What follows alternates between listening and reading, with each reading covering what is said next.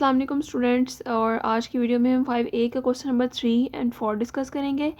और इस क्वेश्चंस में डिस्ट्रीब्यूटिव लॉ हमारे पास यूज़ होगा। आपने इसकी एग्जांपल्स भी कर लेनी है। इस एक्सरसाइज के रिलेटेड जो भी इसकी बैक स्टेप एग्जांपल्स हैं उनको आपने अच्छे से करना है और तभी आपके लिए क्वेश्चन करना बहुत इजी होंगे। और इसमें हम कुछ डिस्ट्रीब्यूटिव और लॉ वगैरह डिस्कस करेंगे। हमने इसमें मेनली एक्स वाई और जी वगैरह की वैल्यू निकालनी है, इक्वेशन को सॉल्व आउट करना है और स्टेप बाय स्टेप हमारे क्वेश्चन को करेंगे, ठीक है। और आप भी नोटबुक वगैरह निकालें और आप भी मेरे साथ ही उस क्वेश्चन को करके देखें। आपके भी आंसर्स आप मैच करें अपने आंसर्स को, आपकी भी प्रैक्टिस हो जाएगी क्योंकि मैथ प्रैक्टिस के बगैर नहीं आता, तो आपने प्रैक्टिस ज़रूर करनी है। तो हम इसको क्वेश्चन को स्टार्ट करते हैं। 5A का क्वेश्चन नंबर 3 एंड 4 डिस्कस करेंगे मेनली आज। तो 3 का A B एंड C सारे पार्ट हम 1 बाय 1 डिस्कस करेंगे। हर क्वेश्चन को करने के 2 या 3 मेथड होते हैं, ठीक है। इस क्वेश्चन को भी हम 2 मेथड से कर सकते हैं, लेकिन आपकी बुक में जो मेथड मेंशन है हम वही मेथड करेंगे मेनली। तो इसमें हम क्या करेंगे, first of all 3x minus, ठीक है। हमारे पास हमने फर्स्ट ऑफ ऑल 3x और ये -8x है, यहाँ पे -7 4 -8x। अगर हम 8x को सॉल्व करना चाह रहे हैं तो हम क्या करेंगे, -8x के साथ पॉजिटिव 8x कर देंगे, ठीक है। और जो चीज़ हम इस साइड पे करें वो हम इस साइड पे भी करेंगे, पॉजिटिव 8x -7। अब ये जो है दोनों -n+ हमारे पास क्या हो जाएंगे, कट जाएंगे। ये डिस्ट्रीब्यूटिव लॉ के अकॉर्डिंग हम इसको सॉल्व करेंगे, ठीक है। ये हमारे पास क्या बन गया, डिस्ट्रीब्यूटिव लॉ, ठीक है। अब इसके अकॉर्डिंग हम इसको सॉल्व करने के लिए क्या करेंगे, सब हमने ये दोनों साइड पे क्या कर देना है, add 8x on both side, या आपने साथ में मेंशन भी कर देना, ठीक है। तो ये कट जाएगा और 4 आ गया। 3x एंड 8x कितने हो जाएंगे, 3 एंड 8 11x -7। अब -7 को सॉल्व करने के लिए क्या करेंगे, -7 +7 करेंगे, 4 +7, ठीक है, मतलब +7। तो ये कट जाएंगे और 11x इक्वल्स 4 एंड 7 11 हो जाएंगे, ठीक है। अब x कि अगर हमें 11 रिमूव करना है तो दोनों साइड पे क्या करेंगे, 11 डिवाइड करेंगे।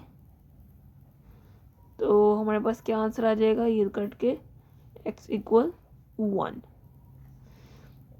तो यहाँ पे हमने क्या किया था, सब्ट्रैक्ट, यहाँ पे भी हमने 7 ऐड किया है, ऐड। बेसिकली आपने ऑपोजिट साइन यूज़ करना है। फॉर एग्जांपल अगर यहाँ पे नेगेटिव 7 तो आपने पॉजिटिव 7 यूज़ करना है, अगर पॉजिटिव 7 तो नेगेटिव 7 यूज़ करना है। ऐड 7 ऑन बोथ साइड, ठीक है। यहाँ पे हमने किया है डिवाइड 11 ऑन बोथ साइड, ये हमने कर दिया। अब हमारे पास x की वैल्यू क्या आ गई है, 1। हमारा क्वेश्चन सॉल्व हो चुका है। अब हम इसका बी पार्ट करेंगे।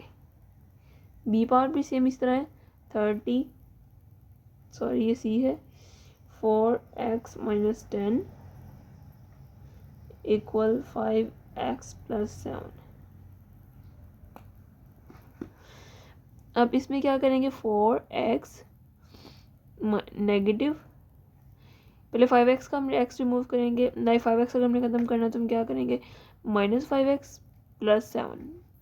तो यहाँ पे भी हम -5x करेंगे, जो इक्वल की एक साइड पे चीज़ करें हम दोनों साइड पे वो करेंगे, ठीक है। बेसिकली ये क्या है, डिस्ट्रीब्यूटिव लॉ अकॉर्डिंग, ये भी फर्स्ट क्वेश्चन की तरह ही है, ठीक है, डिस्ट्रीब्यूटिव लॉ। अब ये क्या होगा, ये कट जाएगा और हमारे पास आ गया 7। 5 में से 4 निकालें, 1x -1x हो जाएगा -10। अब -10 हो गया, इट मीन्स इसके ऑपोजिट साइन क्या होगा, +10। तो +10 इस साइड पे भी करेंगे एंड इस 10 साइड पे भी, तो ये कट जाएगा और ये हो जाएगा 17 -1x, ठीक है। अब ये माइनस है तो हम दोनों साइड पे -1 से डिवाइड करेंगे, ठीक है, ताकि x के साथ जो भी वैल्यू है वो कट जाए। बेसिकली हमें से जस्ट x की वैल्यू चाहिए, तो ये -1 कट जाएंगे, x इक्वल क्या हो जाएगा, -17, ओके। क्योंकि अगर हम 1 को 17 से डिवाइड करेंगे तो -17 ही आएगा। अब इसका ये बी पार्ट भी सॉल्व हो गया। अब हम इसका सी पार्ट करेंगे। सी पार्ट में मेनली क्या है, 30 + 7y - 2y - 6 इक्वल की साइड पे ये हमारे पास क्या है, डिस्ट्रीब्यूटिव लॉ है। ठीक है, फर्स्ट ऑफ ऑल तो हमें ये बताना चाहिए ना ये कौन सा लॉ है। उसके बाद हम क्या करेंगे, इसको 30 + 7y है इक्वल, इस साइड को सॉल्व करेंगे। -2y तो इसका ऑपोजिट क्या होगा, +2y - 6 तो इस साइड पे भी हम +2y करेंगे तो ये क्या कट जाएगा और -6 आ गया। 2.7y क्या बन जाएगा, 9y + 30। अब -6 है, +6 इसका ऑपोजिट होगा, यहाँ पे भी 30 + 6 + 9y, ये कट जाएगा 0 और 30 एंड ये हो जाएगा 36 + 9y।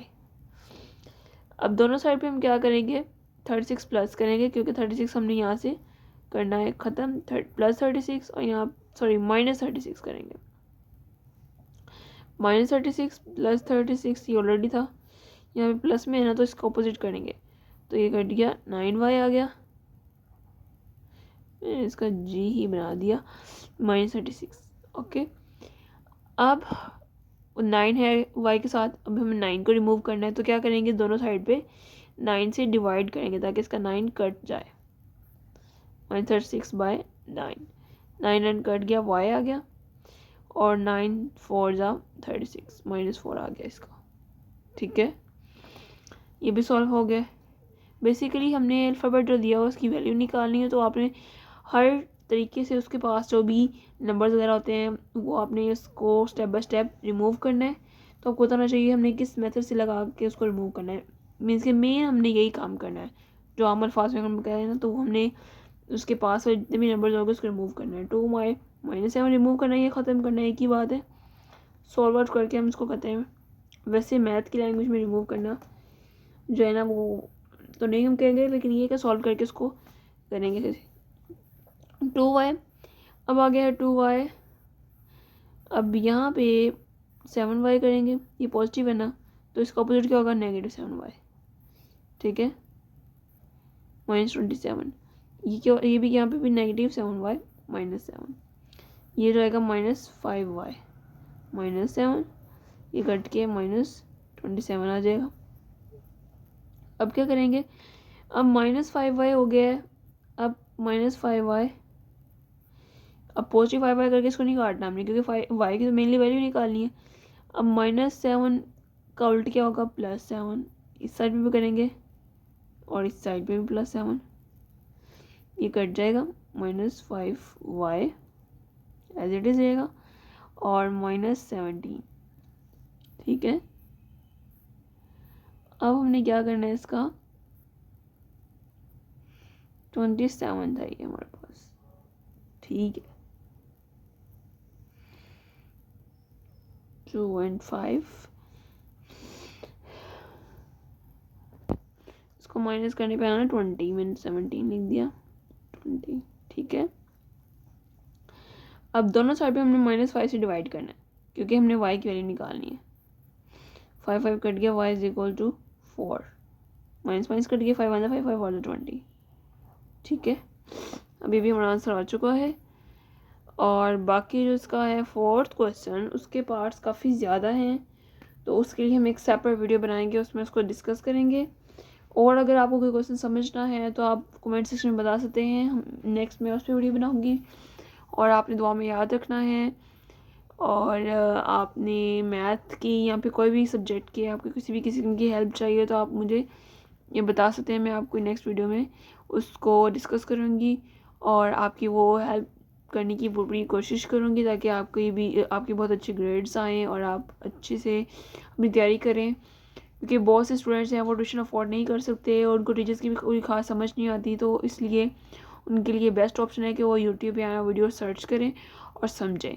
ठीक है, तो आप दुआ में याद रखें। अल्लाह हाफिज़।